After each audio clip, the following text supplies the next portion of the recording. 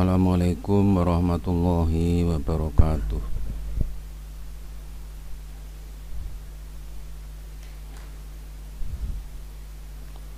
Salam sejahtera untuk kita semua dan salam sehat, salam prestasi. Bertemu dengan saya Suherman, Master Marine Engineer, pengampu mata kuliah pengendalian kerusakan dan kedaruratan DP2 Teknika Balai Besar Pendidikan, Penyegaran dan Peningkatan Ilmu Pelayaran Jakarta.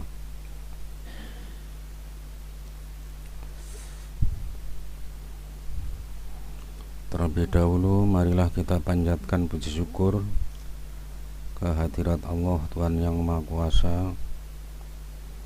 atas nikmat sehat dan sempat sehingga kita dapat bersama-sama mengikuti pembelajaran pada siang hari ini dengan sebaik-baiknya. Mudah-mudahan kita semua diberikan kemudahan oleh Allah dapat menyerap dan memahami materi yang terkandung dalam pembelajaran hari ini. Pengendalian kerusakan dan kedaruratan adalah mata kuliah yang mengacu pada AIMO Model Course 7.02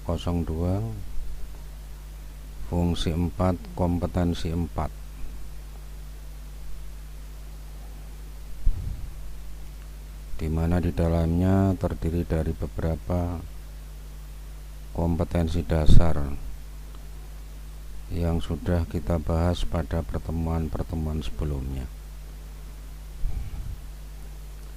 Pertemuan kali ini kita akan membahas tentang kompetensi dasar yang terakhir, yaitu mengenai fungsi dan penggunaan peralatan penyelamat jiwa.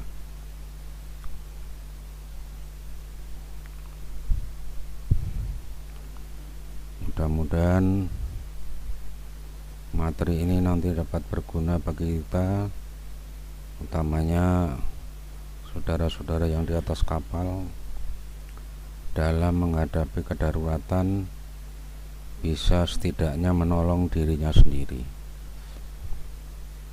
Baik, kita mulai pemaparannya.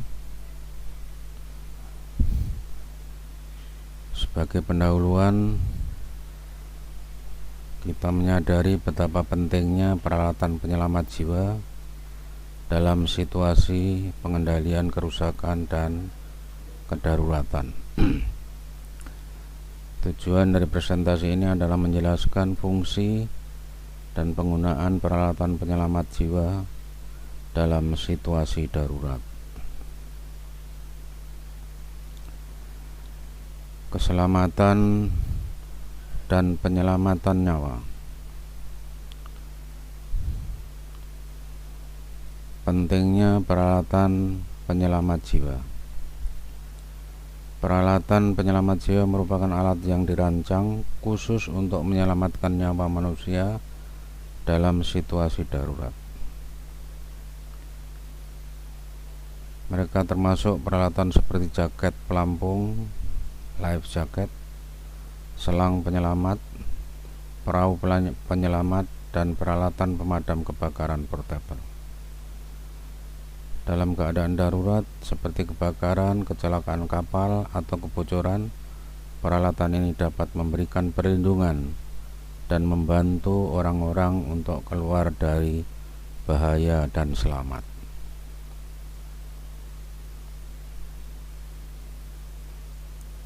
Berikutnya evakuasi darurat.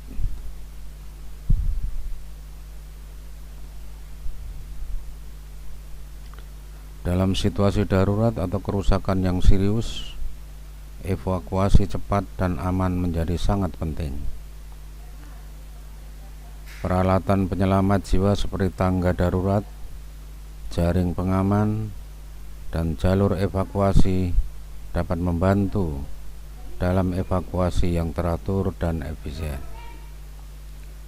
Mereka dirancang untuk memberikan akses yang aman dan cepat ke tempat yang lebih tinggi, menyediakan rute alternatif untuk keluar dan membantu orang-orang untuk melarikan diri dari bahaya. Berikutnya pemadam kebakaran dan pengendalian kerusakan.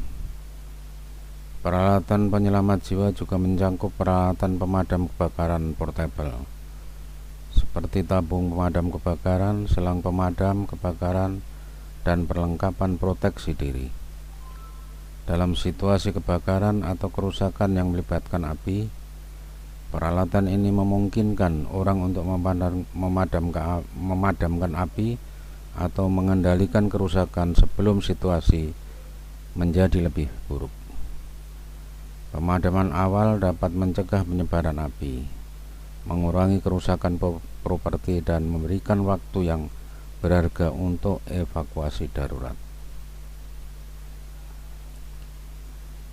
Berikutnya komunikasi darurat. Peralatan penyelamat jiwa juga mencakup peralatan komunikasi darurat seperti alat pemancar sinyal radio, radio komunikasi, dan peralatan komunikasi satelit. Dalam situasi darurat di mana komunikasi bisa terputus atau tidak tersedia, alat-alat ini memungkinkan orang untuk memanggil bantuan dan berkomunikasi dengan pihak berwenang untuk mendapatkan bantuan secepat mungkin. Berikutnya kepatuhan regulasi dan standar keselamatan. Peralatan penyelamat jiwa seringkali diatur oleh regulasi dan standar keselamatan yang ditetapkan oleh badan klasifikasi dan otoritas terkait. Kepatuhan terhadap persyaratan ini sangat penting untuk memastikan bahwa peralatan penyelamat jiwa berfungsi dengan baik, tersedia secara cukup, dan siap digunakan dalam situasi darurat.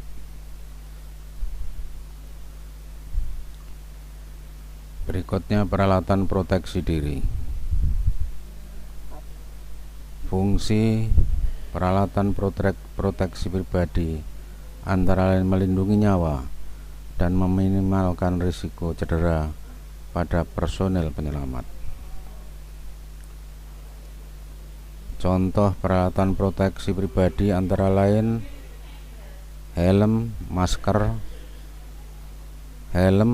pernapasan, sarung tangan, sepatu pelindung, dan rompi tahan api.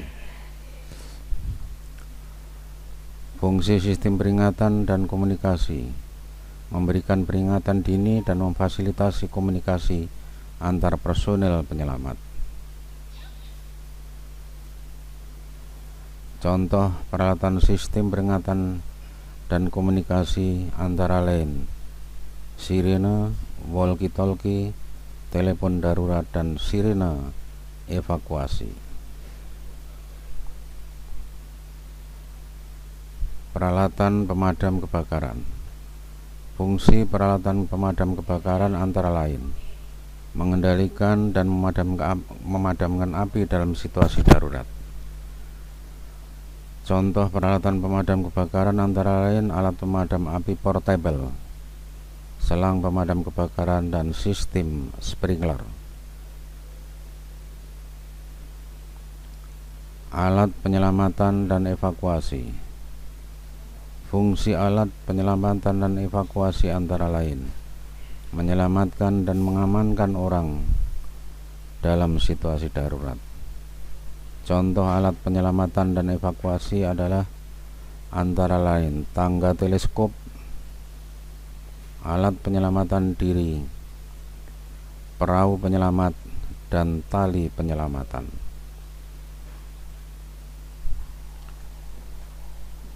Peralatan medis darurat. Fungsi peralatan medis darurat antara lain memberikan perawatan medis pertama kepada korban dalam situasi darurat. Contoh peralatan medis darurat adalah kotak P3K, pertolongan pertama pada kecelakaan, defibrilator, peralatan resusitasi, dan peralatan pemberian oksigen. Berikutnya peralatan penerangan darurat. Fungsi peralatan penerangan darurat antara lain menyediakan pencahayaan saat terjadi pemadaman listrik atau dalam kondisi gelap. Contoh peralatan penerangan darurat antara lain lampu senter, lampu darurat, dan flare. Peralatan penyelamatan di air. Fungsi peralatan penyelamatan di air antara lain menyelamatkan orang yang terjebak atau terancam di perairan. Contoh peralatan penyelamatan di air adalah life jacket, pelampung, alat penyelamat hidup APD, dan perahu penyelamat. Latihan dan pelatihan. Pentingnya latihan dan pelatihan dalam penggunaan peralatan penyelamat jiwa. Berikutnya latihan evakuasi, pemadaman kebakaran, dan penggunaan peralatan penyelamatan. Kesimpulan, pentingnya peralatan penyelamat jiwa dalam pengendalian kerusakan dan kedaruratan. Terima kasih. Assalamualaikum warahmatullahi wabarakatuh.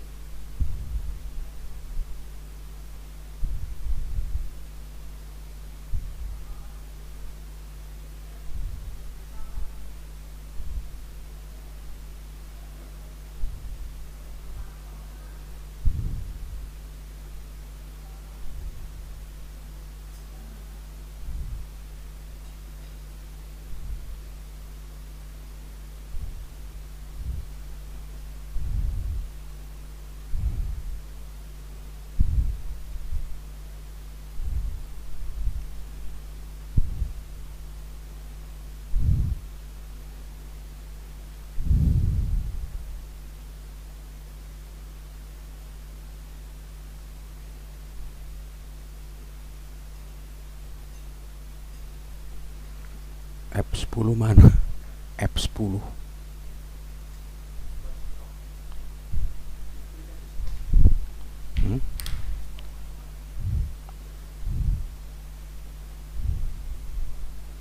Mana?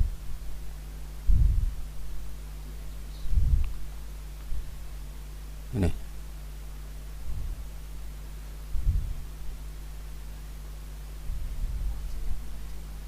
Oh iya.